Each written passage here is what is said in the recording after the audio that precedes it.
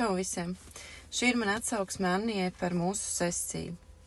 Tātad es biju novērojusi, ka ir tā, satiekoties ar jauniem cilvēkiem, iepazīstoties, man ir kaut kāds satraukums, tāda nērtums un kautrīgums izpaužās, un es samulstu, un es nezinu, ko īsti teikt, un man gribējās pastrādāt ar šo tēmu.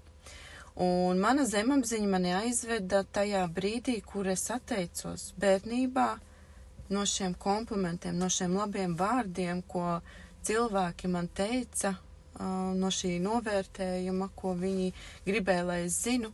Es no viņiem atteicos, man viņi likās, es sevī viņus tos vārdus nosodīju, atraidīju, tikai tāpēc, kad manai māsai to neteica, un viņai tas sāpēja. Viņa pārdzīvoja, viņa teica, jā, tev jau visi mīl, man neviens nemīl.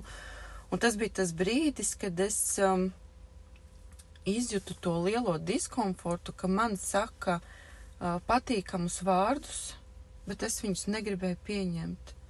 Es jutos šausmīgi slikti par to, ka man saka komplimentus.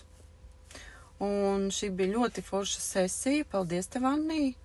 Es beigās piepildījos ar patīkamām sajūtām, sevi uzbūstoju.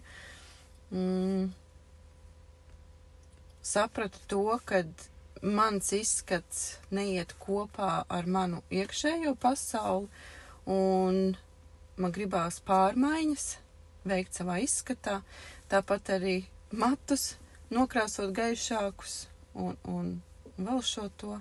Jā, tā kā iedvesmas pilna, došos tagad uz savu mērķi, tā, lai es sev arī ārēji patiktu, un mācos atkal pieņemt komplimentus. Paldies tev, Annija!